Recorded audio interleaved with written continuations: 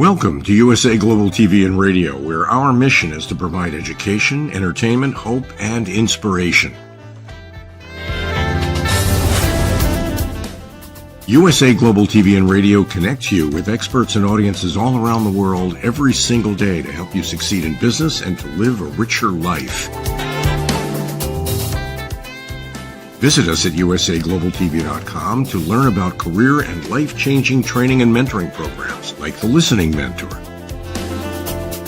Subscribe to our newsletter to stay informed about our special programs and offers.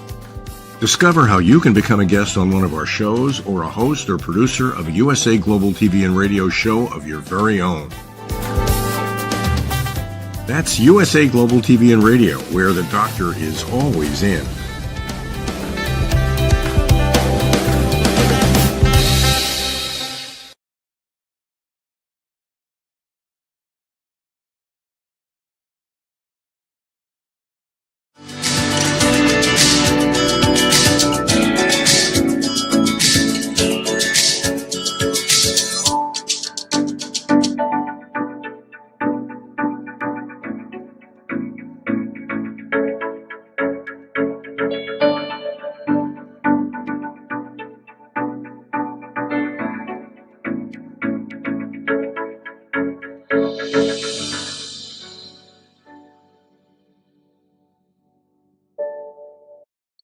Hello, beautiful soul family, and welcome to Weekly Wisdom and Insights, your home for spiritually guided transformation and empowerment.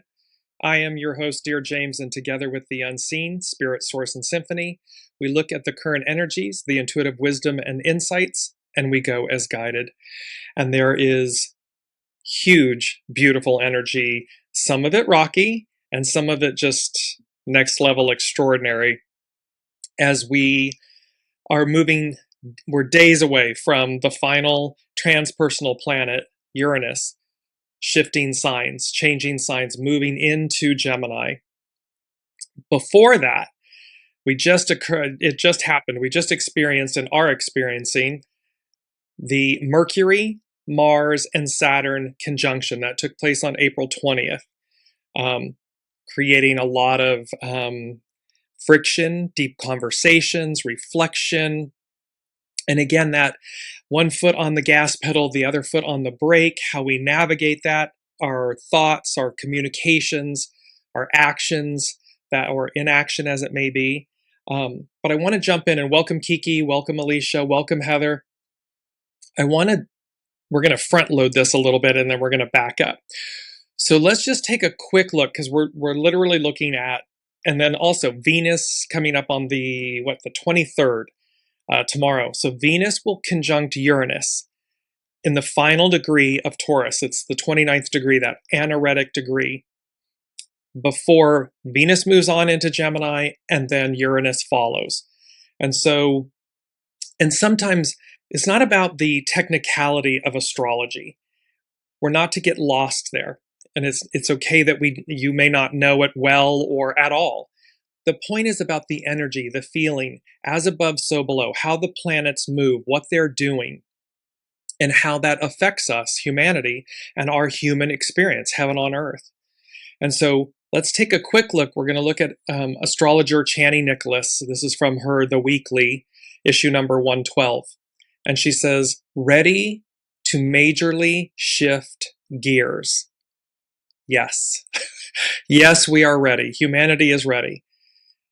She says everything is about to shift, but first, we must face what's stuck. The week's headline news is that Uranus, the planet of disruption and rebellion, is entering Gemini. It's coming up on the 25th, 26th, depending on where you are in the world. This marks the start of a 7-year-long acceleration in communication, information, and technology.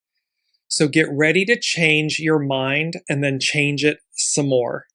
In the years ahead, we need to stay nimble and flexible as our world upgrades in real time. Before this ingress officially happens, though, there's a pileup of Mercury, the planet of communication, Mars, the planet of conflict, and Saturn, the planet of limits, in Aries, first sign of the zodiac. Q. blunt conversations, reality checks, and zero patience for anything that wastes your time. We're going places, we're moving forward. And so there is this push-pull moment until everything shifts. This is one of the toughest astrological moments of the year. So if it feels like you're backed into a corner, don't panic.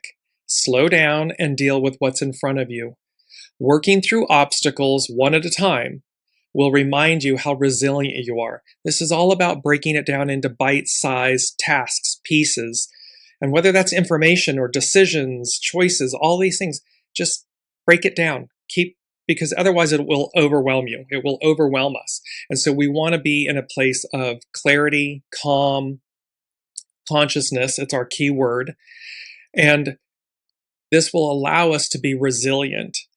By the weekend, this is from Chani Nicholas, the astrologer, there will be reason to cautiously celebrate, thanks to Mercury's square, that's a frictional aspect, to Jupiter, the planet of abundance.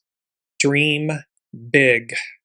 This is not about playing at small energy anymore. This is about that transformation, that metamorphosis, the transmuting of the old, of where we've been, to open and receive who we are, who we're becoming. Mercury square to Jupiter, the planet of abundance. Dream big. There's potential for possibilities to multiply, so long as we don't lose the plot. So don't get caught up in the chaos and the mayhem and the deconstruction of things. Stay calm and centered and place your energies in the construction of things. What's to come? What are you creating and building? What's shifting? Allow what you're releasing to be released. Let it go. Do so with grace, gratitude. Say thank you, namaste, I bow to the divine in you. Let it go and keep centered and focused on what's before us. Welcome, Colleen. So we're going to back up for a second here because this is all about Uranus. Uranus entering Gemini. It's the final, it's the higher mind, the expect the unexpected. It's the final outer planet, the transpersonal planet, to move into its official final sign. Well, so let's just take a peek at what Uranus, who is Uranus? What is Uranus? And it's tied to our, I'm going to bring it up really quickly, our main theme, because we're going to bounce a little bit here, so bear with me. Our main theme is Field of Dreams. The Great Awakener acts, takes action. That, yes, Uranus is known as the Great Awakener, but so are you. So are we. So the Great Awakener acts, takes action. It's what's within us, that divine creative force that is us, that moves and works through us, and how that's going to transform our lives, humanity, the world as we know it.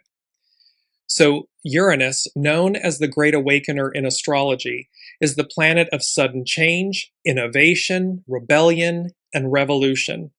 It breaks established patterns, systems, and traditions, pushing for liberation, higher intelligence, and unconventional approaches to trigger rapid, often unexpected, transformation and evolution. So this is not garden variety, everyday, same old astrology energy. This is major change. And it's how we innovate, how we rebel against where we've been. Not for the sake of discourse, to create chaos and havoc, but to evolve, to recreate ourselves so that what we experience is our higher octave self, is our divine self, and how the two of them, they come together, as above, so below. They come together in that sweet spot. It's about sudden disruption and transformation. Uranus, the Great Awakener. Uranus acts as a lightning strike to the soul, destroying old, outdated systems to make way for the new. It forces evolution through sudden, unexpected events. We're either in the flow of the moment, the present moment, the cosmos, where we're going, or we're swimming upstream against it, fighting against it.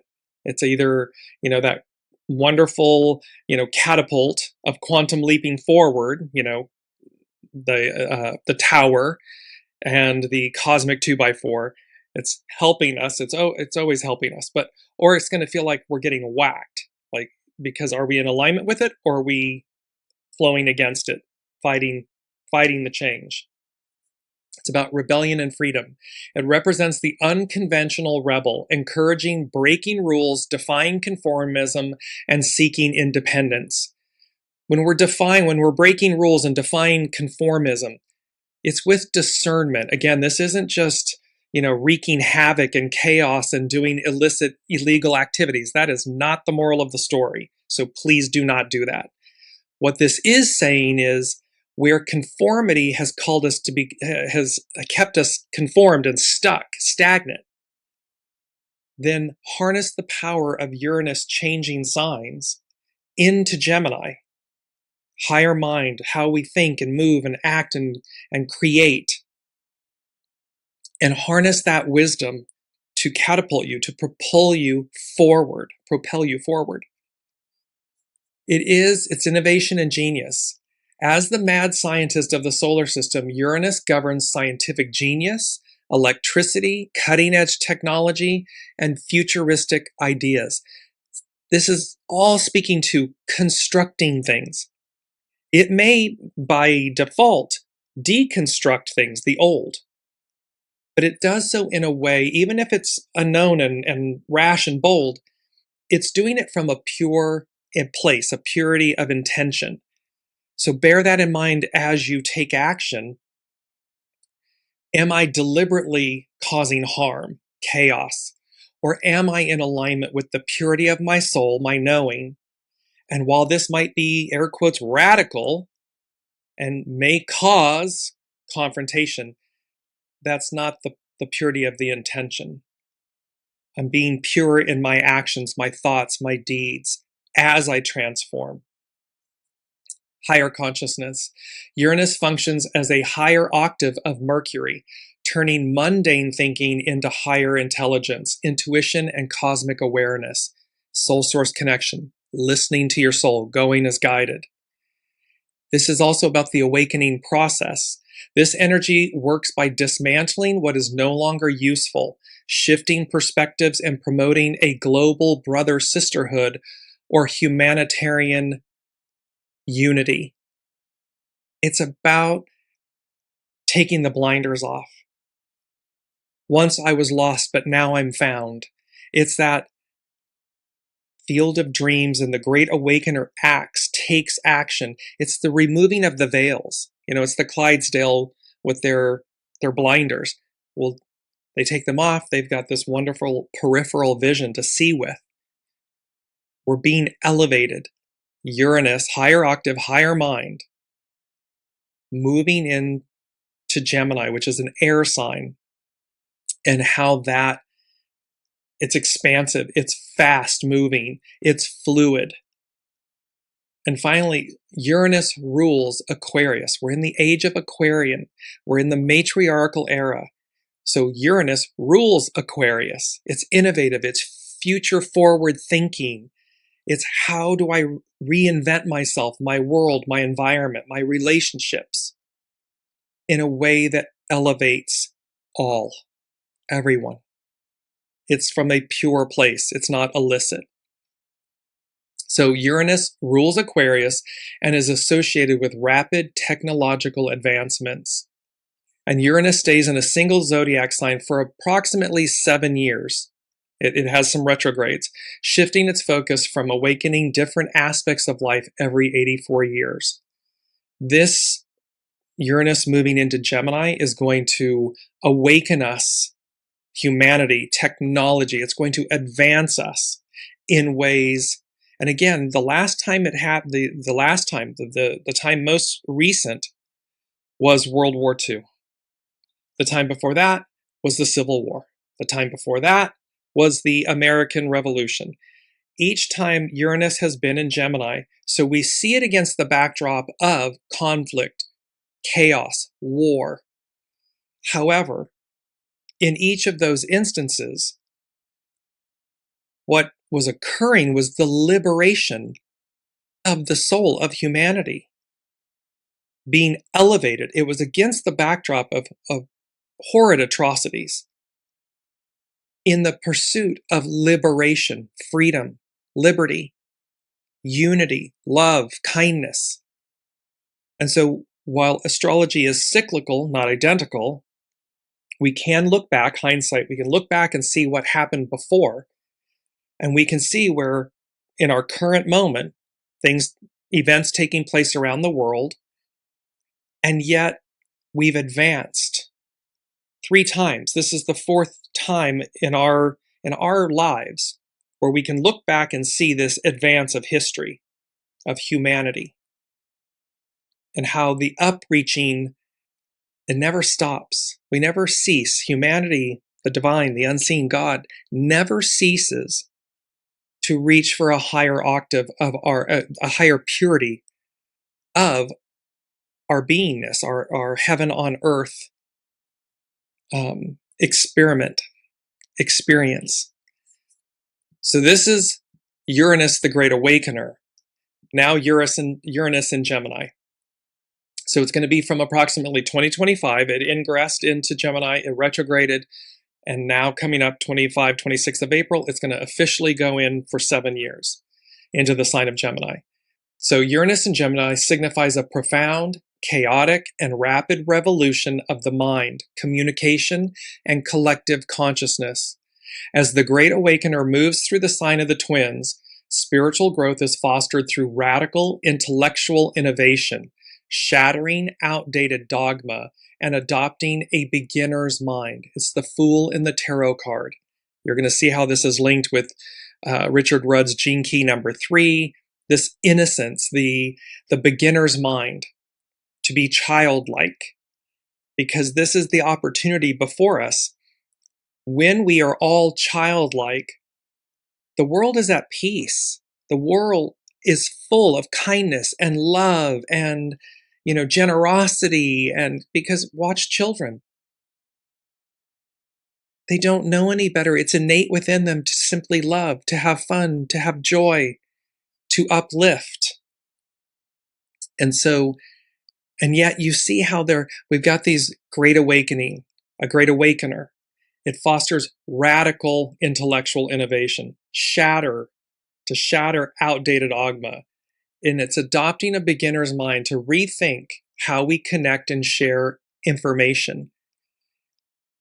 Information, remember, it's not just something on a keyboard in a laptop on our smartphones and everything, technology information. Recognize it's also about how we share the information within us. What are we thinking? What are our perspectives? What are the old shadows that we need to purify and release and let go of?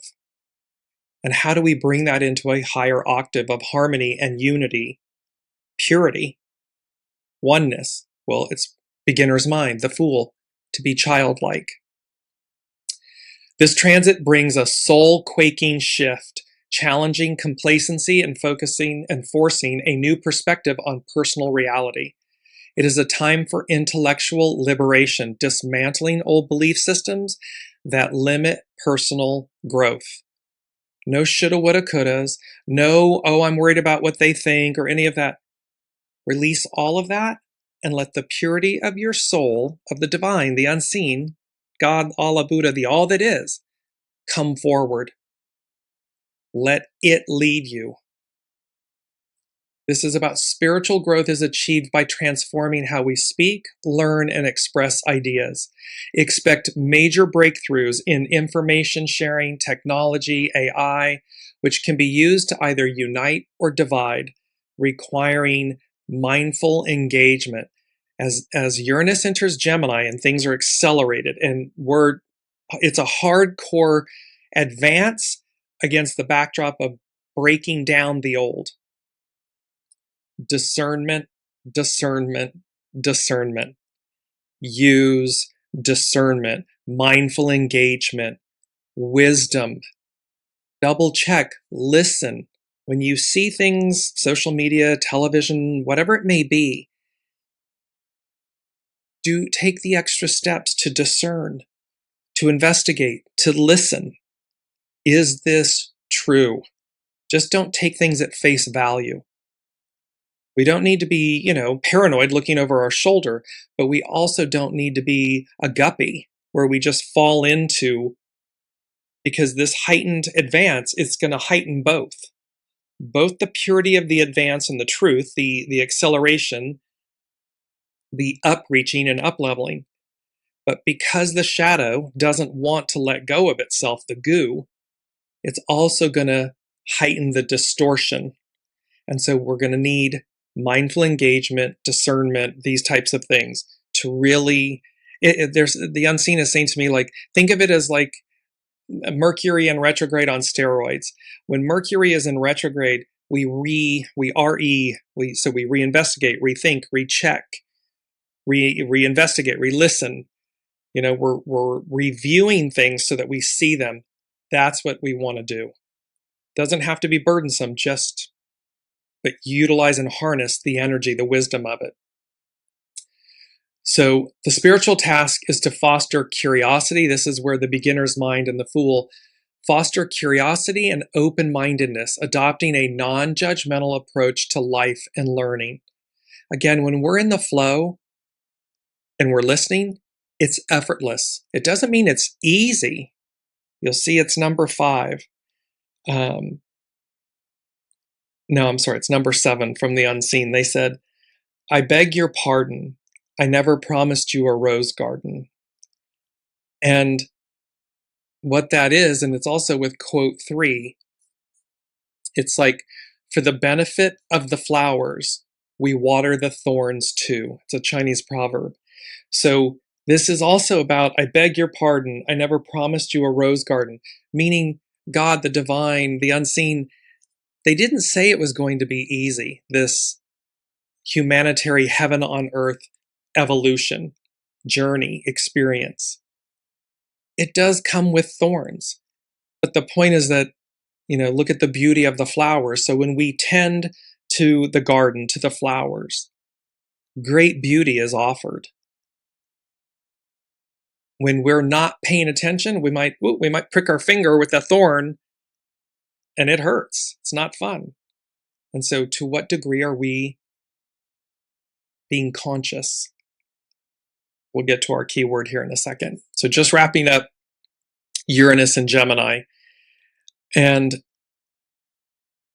it's also about embracing yes and rather than either or no, allowing for more adaptable and fluid consciousness.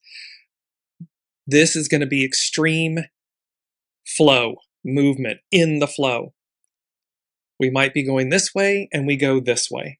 And it's a knowing that will guide us and direct us. So it's not going to be about being stubborn or stagnant or stuck, or it's going to be wide open, connected. We're connected, higher consciousness in the flow. It's revelatory. Because again, think, so the butterfly, Rick Levine, astrologer, we talked about this in last week's show or the week before, and his analogy about this time and how it's literally a transmutation of the caterpillar. It's a metamorphosis from caterpillar to butterfly. There is a continuity, a unity between them that is shared because, of course, one forgoes itself or sacrifices itself, the caterpillar, to gestate in the chrysalis to emerge as the butterfly. Well, this is that same thing about, it's not that there will be a struggle over who defines reality. There is a struggle here, but we're never the same, and yet there's a continuity. There's a line. So there will be a struggle because of this Uranus and Gemini shifting over who defines reality, pushing individuals to look beyond mainstream narratives and trust their own spiritual discernment.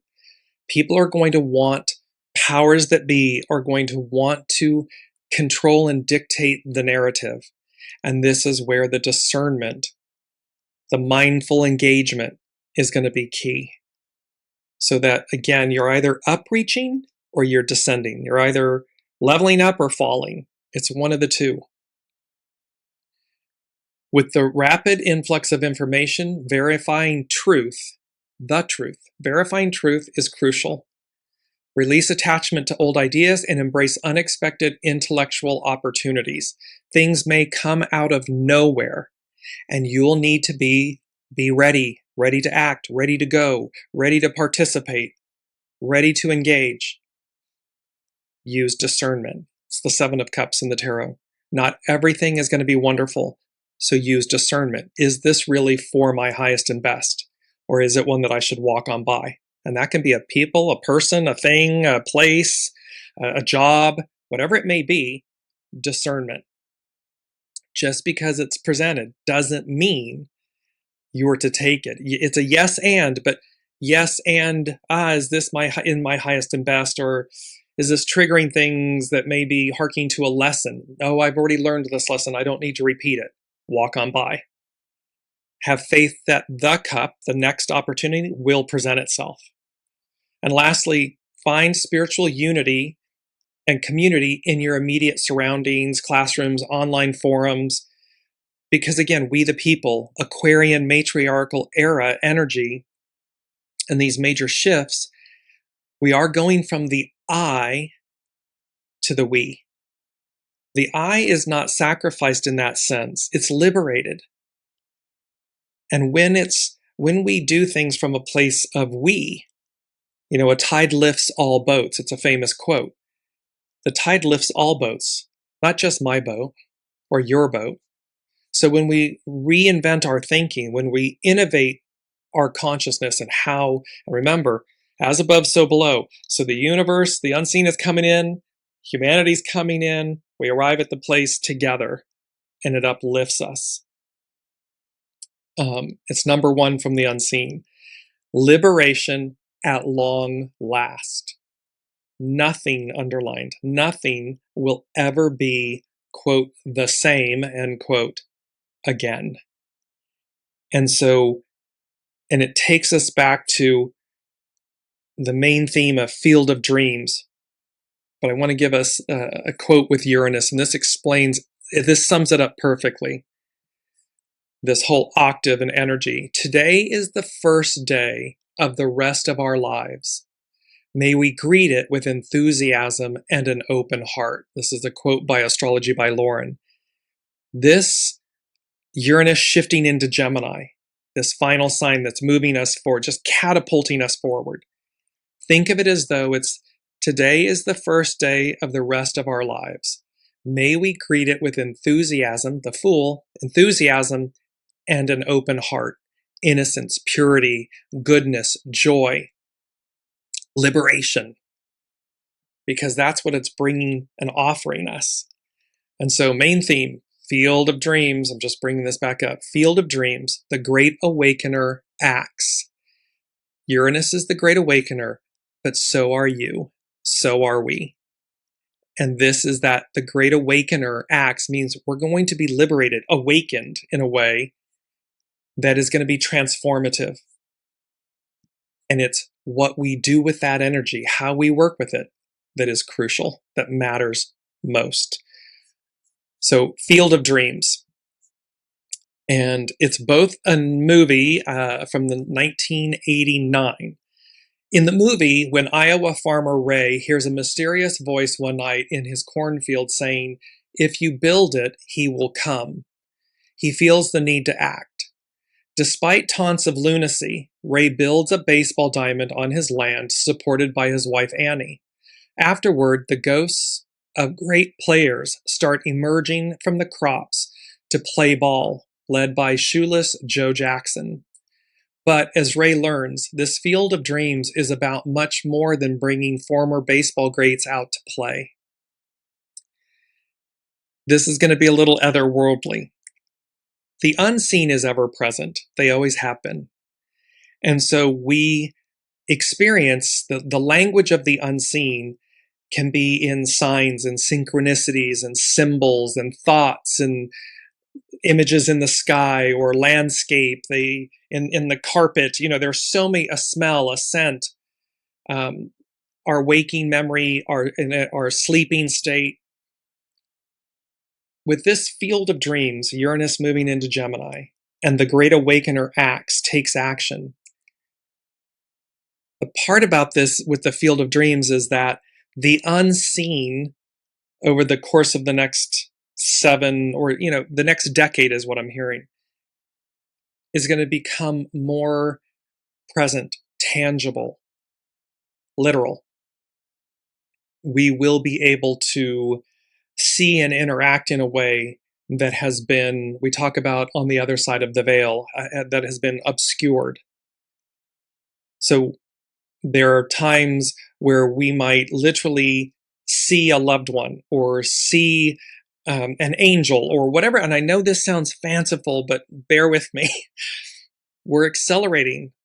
There's a metamorphosis of humanity. There's an up-leveling, going from carbon to crystalline nature and structure, and how all of a sudden the veil not only thins but separates.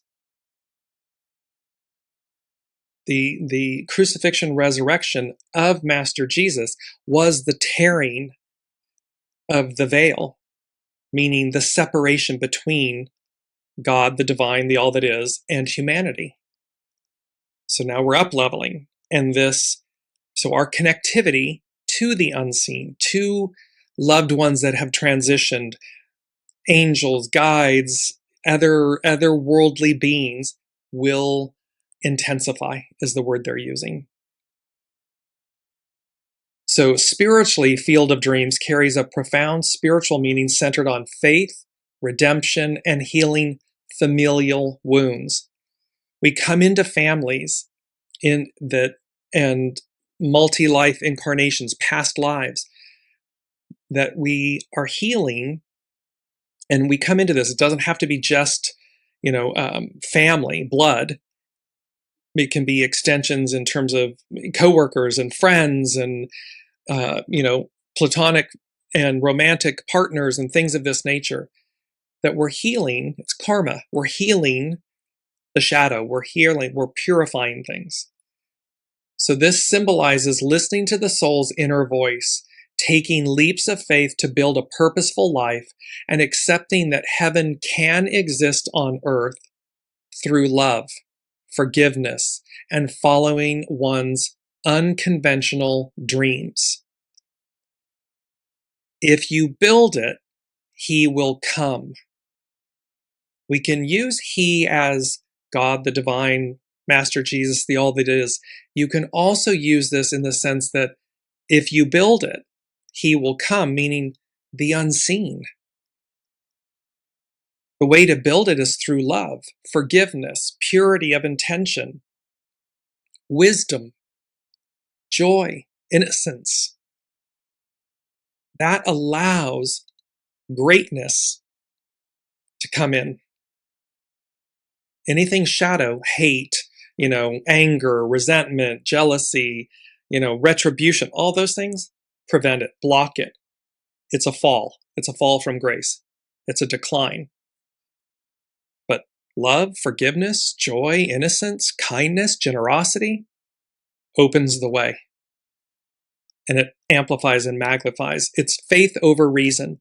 The central message, so Field of Dreams, the central message, if you build it, he will come, urges trust in a higher, often irrational calling, echoing how the Holy Spirit moves people through vague spiritual impressions. It's a knowing. When everything else in front of you is saying, this doesn't make sense, it's irrational, blah, blah, but there's a deep knowing that tells you to do something, to move forward, to not do something. Listen. Go as guided. Allow Source, Spirit, to move you, your soul, to guide you, to nourish you, to move you. It's about redemption and reconciliation. The field serves as a liminal space or a purgatory, allowing Ray, the main character in the movie, to heal his damaged relationship with his deceased father and find resolution for past regrets. It is never too late to love, to apologize, to speak to heal. It's never too late. And it does not matter if the person is here, incarnate, or discarnate on the other side. It's never too late to make peace, to love, to heal, to forgive. The movie implies that heaven is not a distant place, but the realization of love, passion, and reconciled relationships within us in our daily lives. It's heaven on earth. It resides within us. It's not some place that's external of us. So again, it's never too late, field of dreams, to alter and shift our perception, our openness, our willingness to heal, to engage, to love. Ray's journey, the character in the movie, Ray's journey highlights that pursuing purpose requires unwavering dedication, often demanding sacrifice and the courage to endure skeptics. You will have a plethora of skeptics. Oh my gosh, are you sure? And really? And I don't know. And because you're going to be triggering their shadow, their fears, and they're playing their role. It's okay. I know this is scary. It's scary for me. However, I know to do it. So I'm going to take the leap of faith. I'm going to have unwavering dedication. I'm going to sacrifice what I know to let go of. I'm going to find the courage to endure the skeptics, but to endure, period, because there's a deep knowing. Uranus in Gemini, it's going to be accelerated.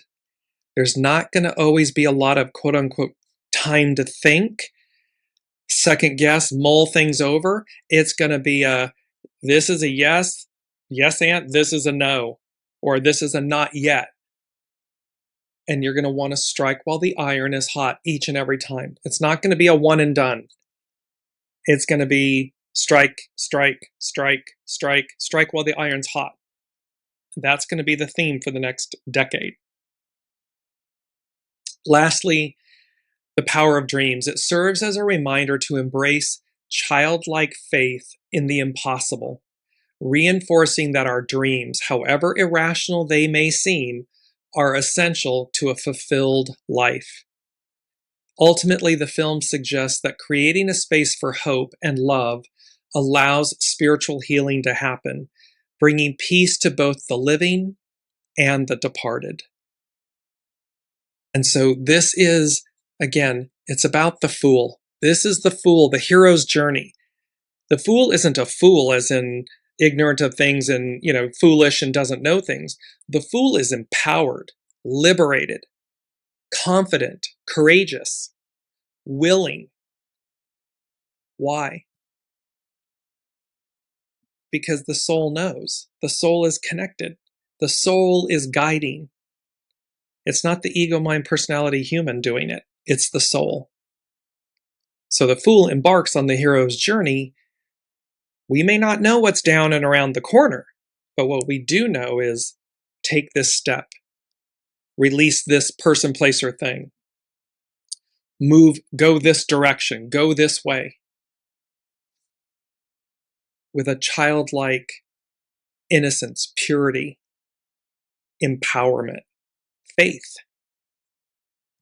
Let's look at Gene Key 3. This is from Richard Rudd, Gene Key's The Pulse.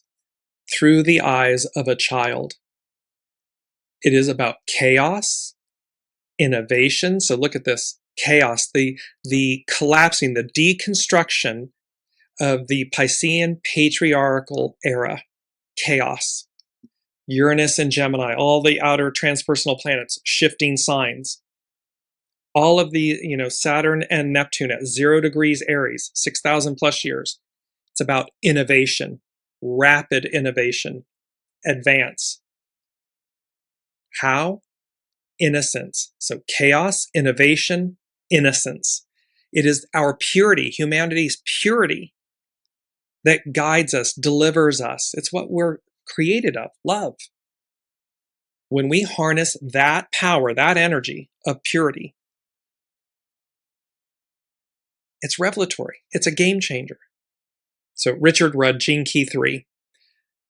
This week we step into the field of play through Gene Key 3 and its city of innocence, the great playground of children and mischievous masters. Try experiencing life through the heart of a child and tune into the whirlpool at its very core, breathing in change and exhaling innovation, transformation, transmutation, metamorphosis.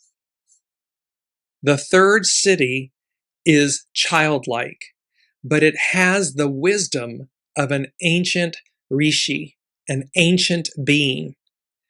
Imagine that, to have the heart of a child coupled with the mind of a Buddha. That's you. That's us. That's the divine. And Richard Rudd closes with, dare to be divine. So again, it is the fool. It is the hero's journey that we're all on.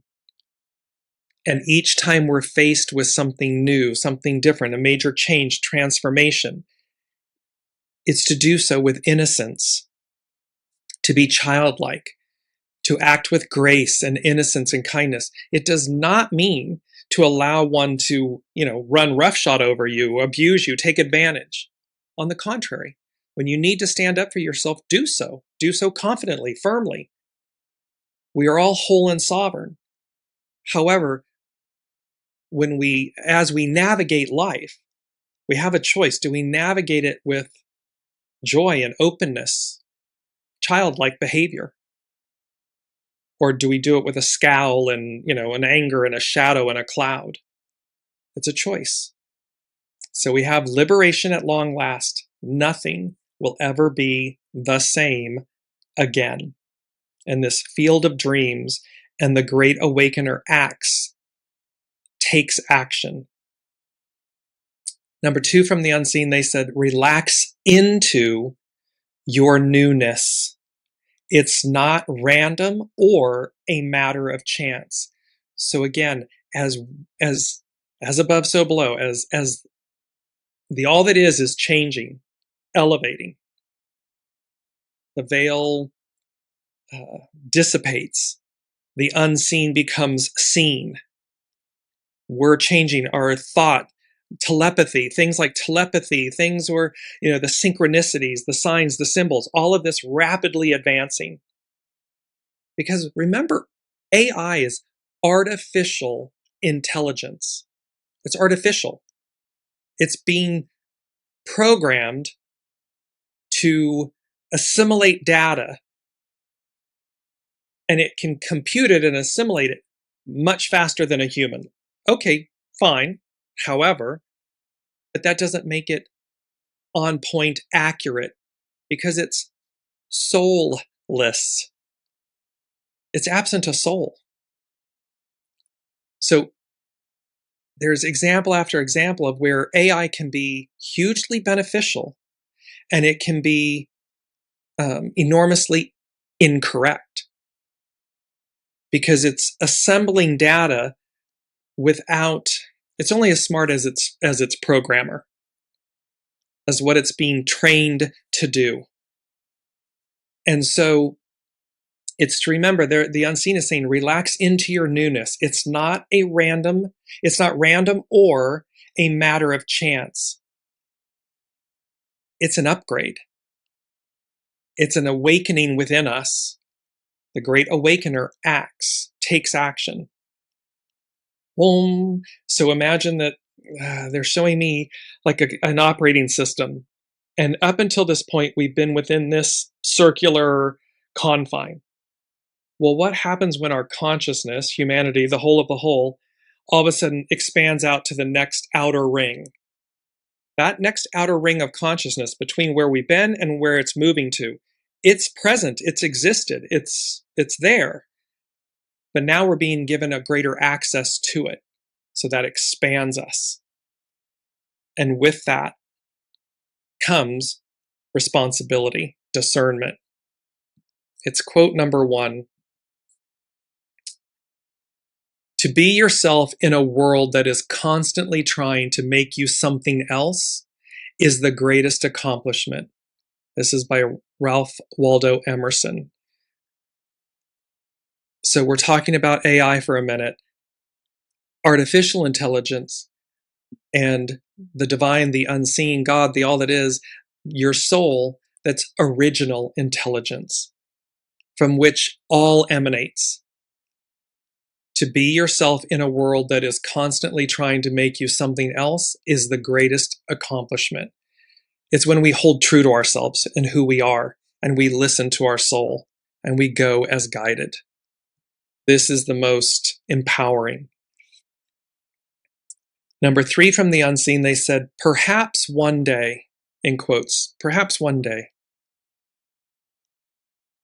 the exact moment dreams become reality. Dream big. Astrologer Channing Nicholas in the weekly is saying, dream big.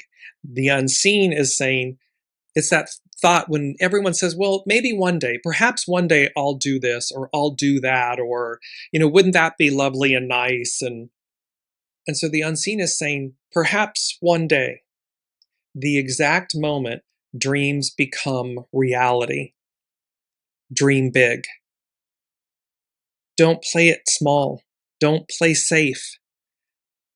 Play for keeps. Be willing to step outside your comfort zone. Be willing to trust. It's not easy. I beg your pardon. I didn't promise you a rose garden. God, the divine, the unseen didn't say, oh, it's just easy breezy, simple. Here you go. How wonderful. No, it comes with challenge and friction.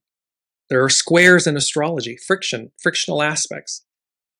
Sometimes that friction is the greatest force, energy, that catapults us forward. And without it, we just kind of, easy breezy, lackadaisical, go through life. And then we don't appreciate the advance or the greatness of the event the experience that just occurred. And so perhaps one day, the exact moment dreams become reality, dream big. The unseen is signaling to us, this is that culmination point, that metamorphosis point. The veil thins, the unseen is seen, dreams become reality. It's an acceleration, it's an advance.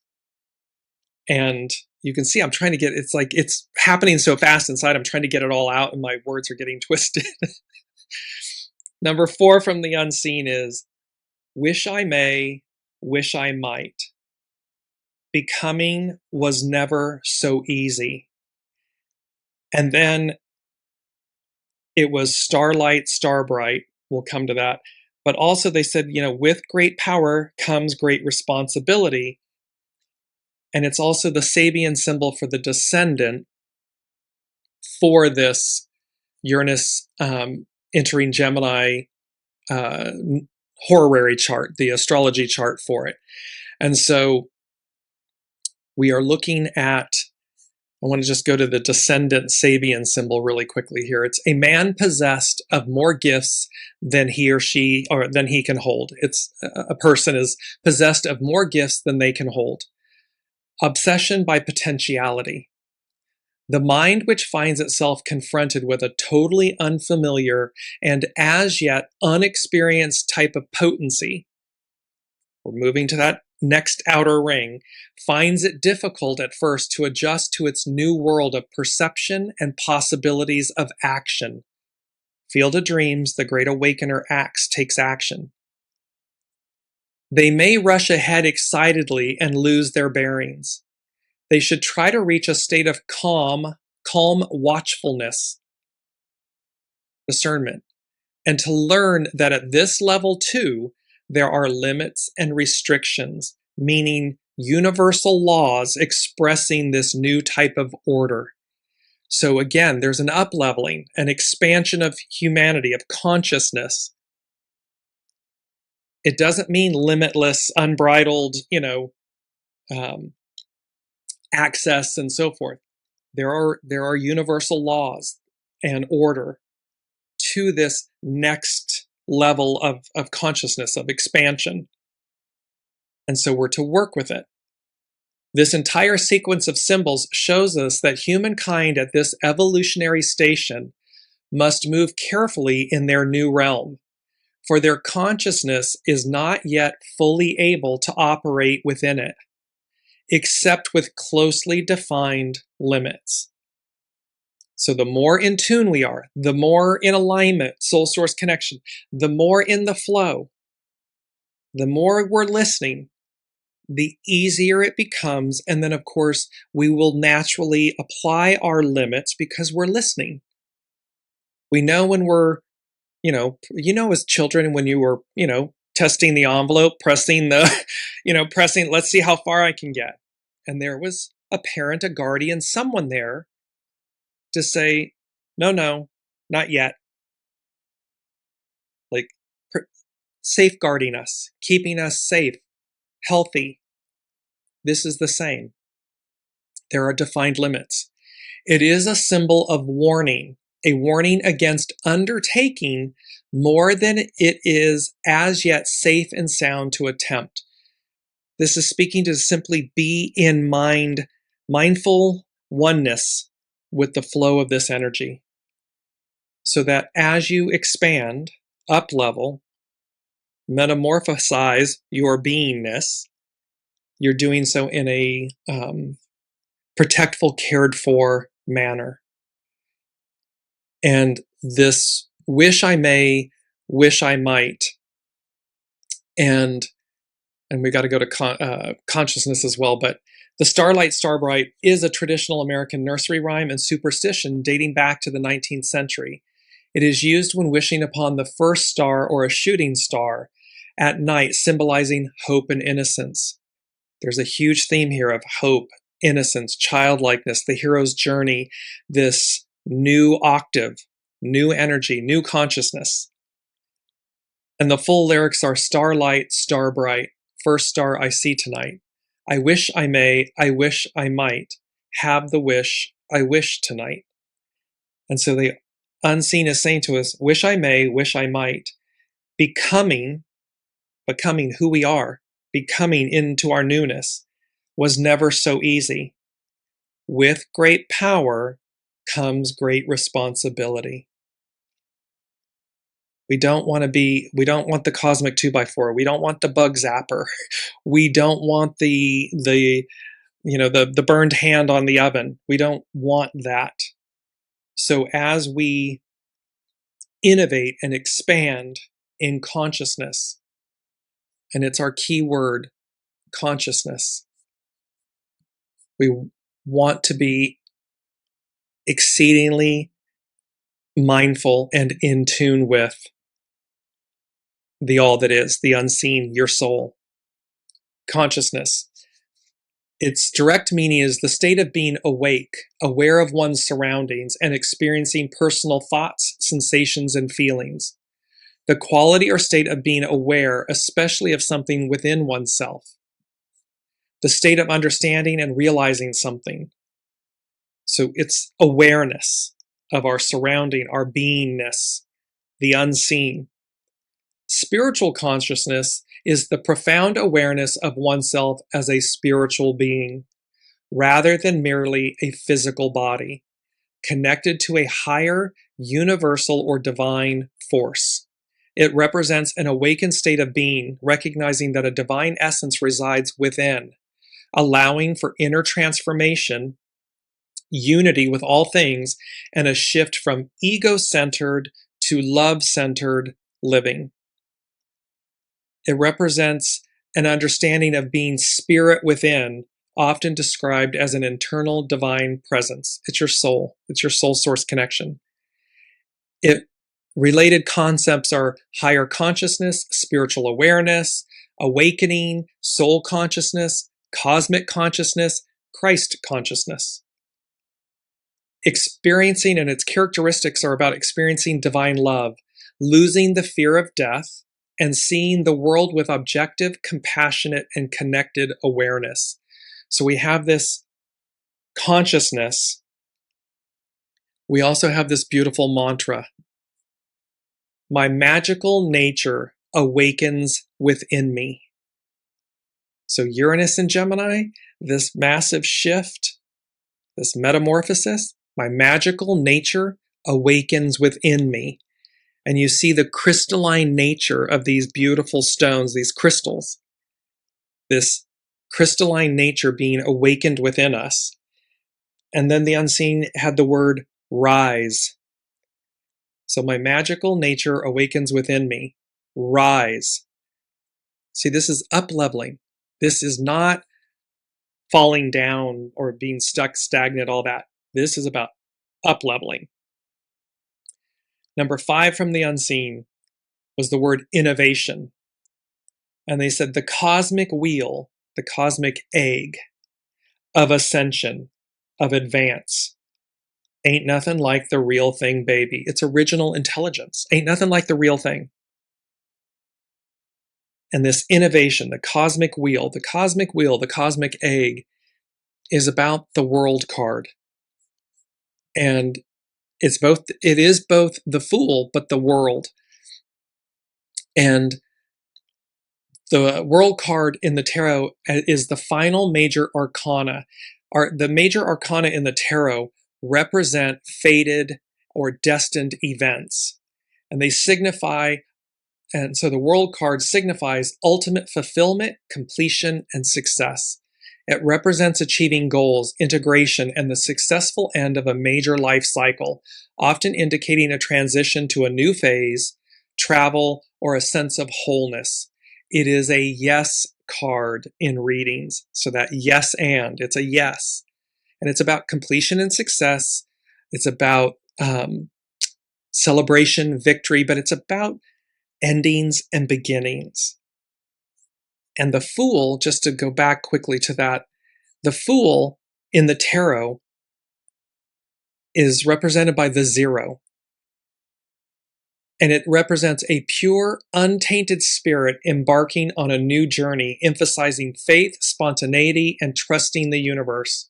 It symbolizes the beginner's mind, urging you to take a leap of faith into the unknown, free from fear and limitations, often signaling a pivotal spiritual initiation.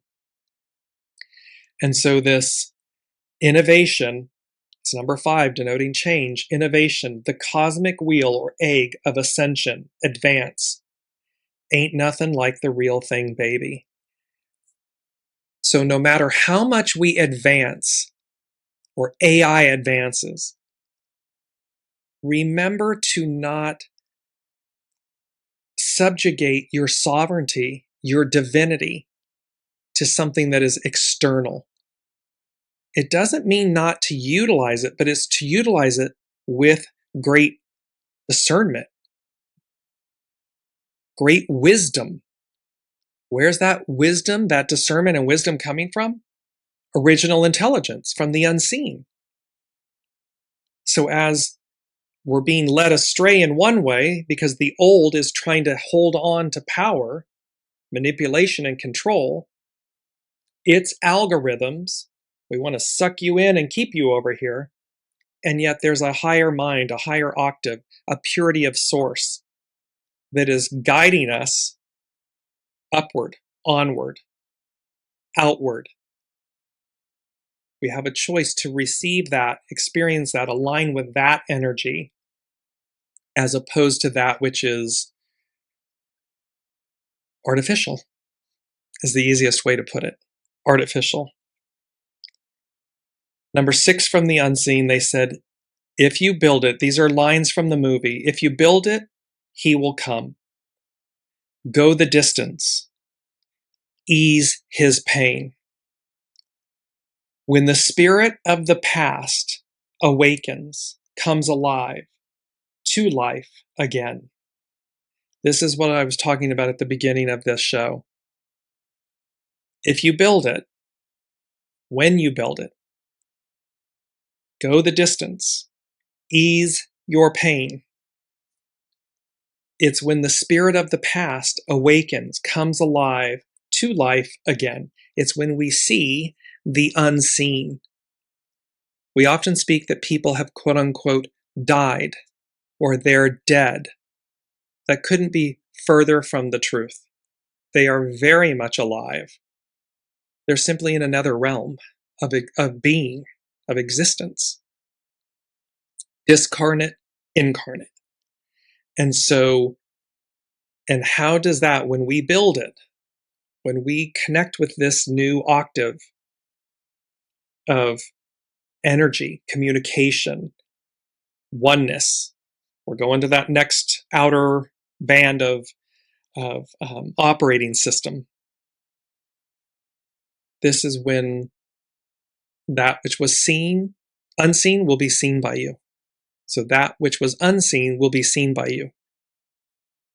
And it takes me back to, relax into your newness. It's not random or a matter of chance. You're not losing your mind.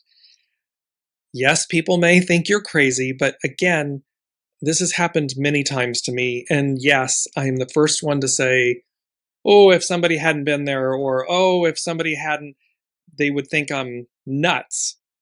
And yet I just released that because I know the validity of what I experienced.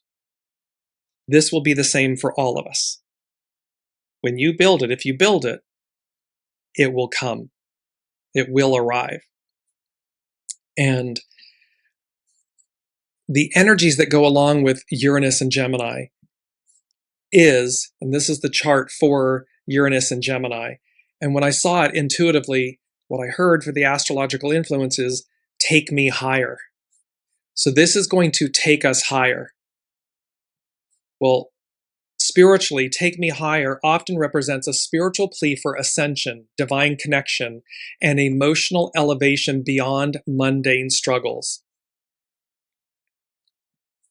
It signifies a desire to transcend earthly limitations, experience a higher love or spiritual rapture, and move toward a state of spiritual maturity, divine awareness, or even heaven on earth energy. It reflects a plea to the divine or the unseen to lift one's spirit to a higher plane of consciousness, often characterized by peace, joy, and spiritual enlightenment. It's about transcending earthly woes. It's the desire to rise above negativity, past wounds, and worldly limitations, into a state where love replaces fear and hate. It's about connecting with the higher self, moving beyond the ego to connect with a higher, divine, more enlightened self. It's described as a desire to experience a state of heavenly bliss, love, and divine presence while still in the present life, the human body. In some contexts, it indicates a deepening of faith and personal transformation. And it is this transformation, this take me higher, this lift us up. My magical nature awakens within me, rise. And, pardon me, and I believe it's quote number 3 that we are missing. No, we had number 3. Sorry, I just want to say, no, we've done all 3 of them. Sorry, I thought I'd missed one. I want to close with more of the Sabian symbols because these are so on point, and there are 3 others, and we'll wrap it up. This is the symbol for Uranus entering Gemini at 0 degrees Gemini. A peacock parading on the terrace of an old castle. The personal display of inherited gifts. See, we've inherited this moment. For the many incarnations that we've been here before, and whether you ascribe to that and believe in that or not, there is universal truth and validity in multi-incarnational past lives, however you'd like to articulate it, where our soul has been here before. Other souls have been here before. And so this personal display of inherited gifts, it's the original intelligence, the soul, coming through. A great person able to display a multitude of gifts is always, at one level or another, the consummation of a long past of efforts and victories. Just like in this lifetime, we learn from our choices and we become greater, wiser. It's the same with past lives. So it is, at one level or another, the consummation of a long past of efforts and victories. As a great occultist, a wisdom person once wrote, adepts are the flowering, so the fool, the hero, adepts are the flowering of their races and cultures. The peacock is the bird consecrated to Venus. In wisdom tradition, occult tradition, the Promethean spirits who gave to animal mankind the divine gift of self-conscious intelligence had come from, quote, Venus, which may or may not refer to the physical planet we observe in the sky. This is the final symbol of the fourth scene, whose key word has been given as confirmation. This peacock symbol indeed confirms, the social status of the owner of the ancestral estate.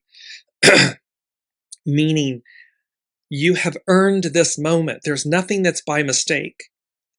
These 8 billion, give or take, souls on the planet at this time, it's purposeful, it's intentional, it's ancestral.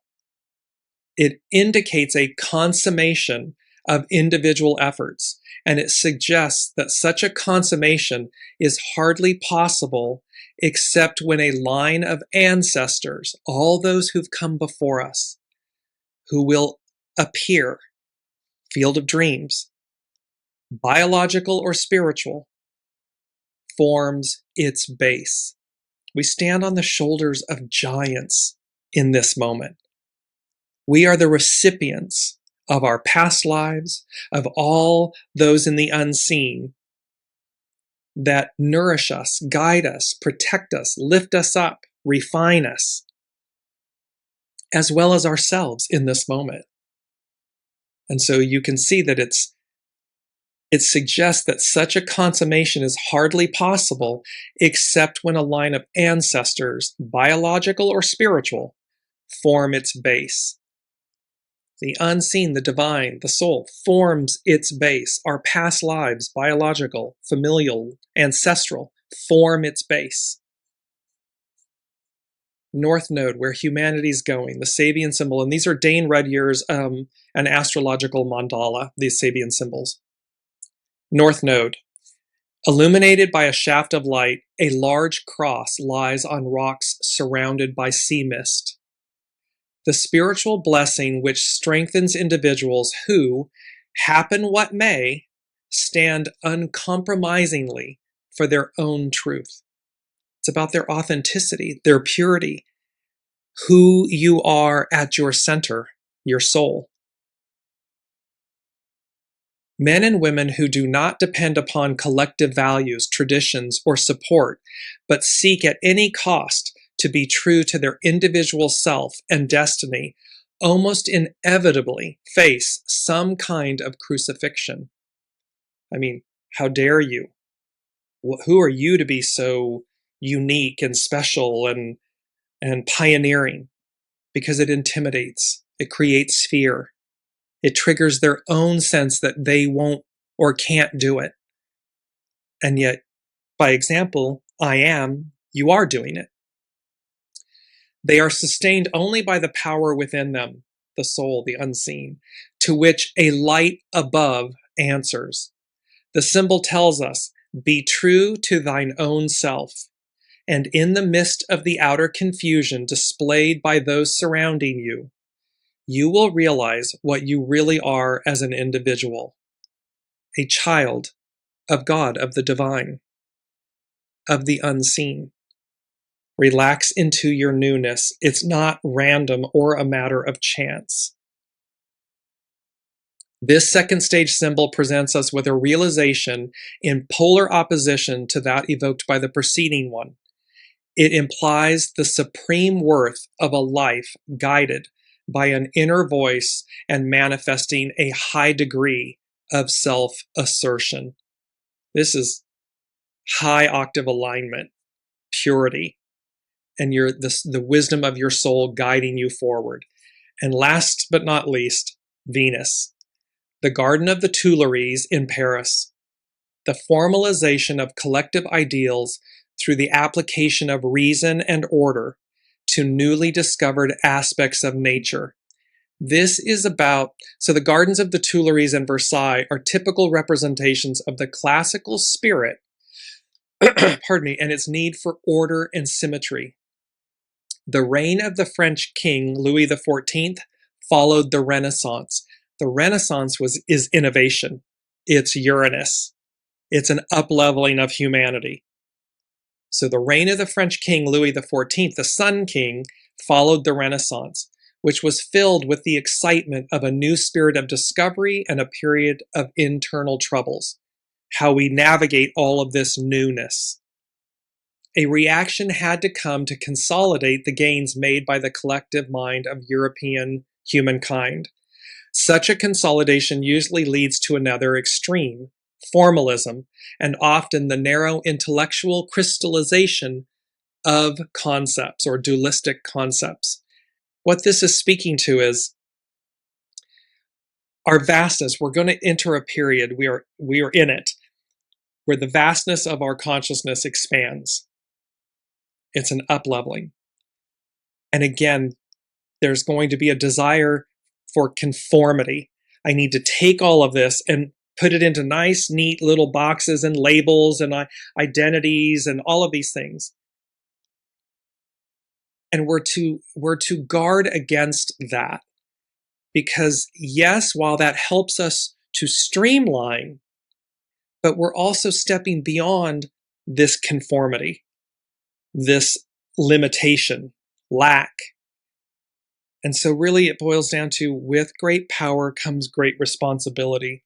We don't need to stigmatize or stereotype or minimalize or conform when we're in the highest octave and purity of our being. I am. It's expansive and limitless, so it's infinite and finite all at the same time. As they say in French, c'est tout fini. That's all we need. We don't need to break it down into an old order. Allow it to simply be. In that space, you'll have all-knowing. So it won't require lack or limitations or conformity. It will be in its highest purity.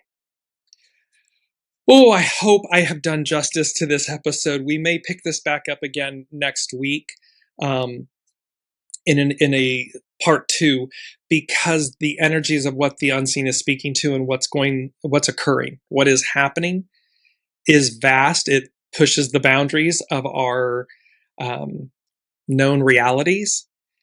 And I understand that, and I'm right there with you. And yet there is an invitation, a great invitation, because again, it's happening. It's a fait accompli. These are fated and destined events. And so it's, to what degree are we in flow, in alignment with it? So I will leave you all there. Thank you as always for being here and being on this beautiful journey. And I can't wait to see where the unseen, the divine, the all that is God guides us next. So be kind, be well, and be fluid, and use great discernment and consciousness and innocence, childlike wonder, awe and wonder. We'll see you next week.